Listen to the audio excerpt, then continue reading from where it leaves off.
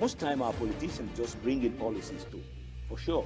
Incidentally, we have several more stories. The legislature was carefully crafted to 22.2% inflation rates as of April this year. What does that say about where we are as a country? I think Nigeria has resorted to being resilient. Before you call a police station, before they even leave, they'll take permission from I don't think there's really anything on ground to improve. the struggle with ASU strike. The Minister of Education volunteered and said, give me 2 weeks. It was a lie.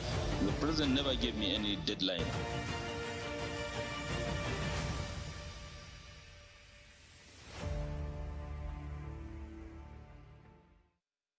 Thank you everyone for staying with us here on Global Television. I'm Muya Mofwegbe. We're live in Abuja, Nigeria's capital.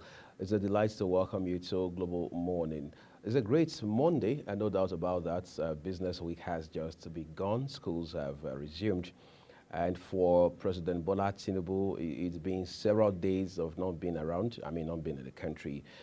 First attending the G20 summit all the way in India, and then we understand that he had also had a stopover in Abu Dhabi, United Arab Emirates. Now, in the last couple of days, starting with his stay in India, he had time to interact, or if you like, interface with leaders across the world, including those in the business and corporate space. We understand that the president has been making very deliberate efforts aimed at attracting foreign direct investment into Nigeria. One of them, we're told, is some $14 billion prospect, hopefully coming into the economy. And the president has also not failed to have interactions around not just oil and gas, but basically tech. Of course, the blue economy is a priority, we understand, for this government. He has also had time to talk about other very salient areas of the economy where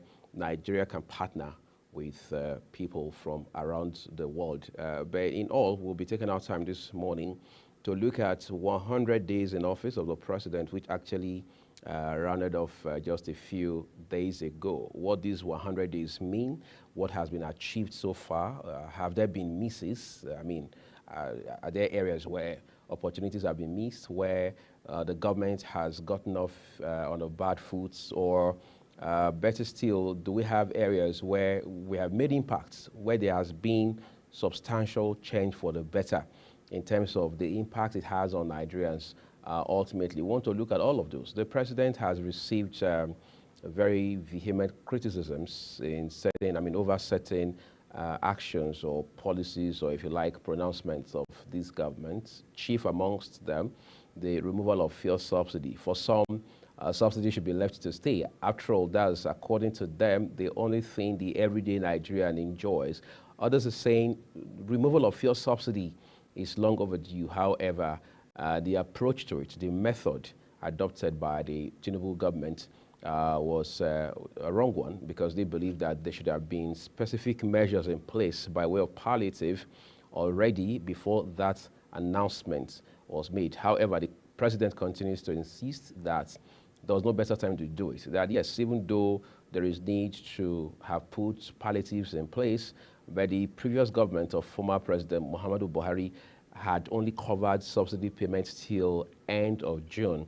And as such, government needed to take that drastic action, which of course it understands will cause short-term pain, but bring or become a long-term blessing for Nigeria. In the meantime, we're seeing the federal government roll out a couple of initiatives by way of palliatives. We're seeing some sort of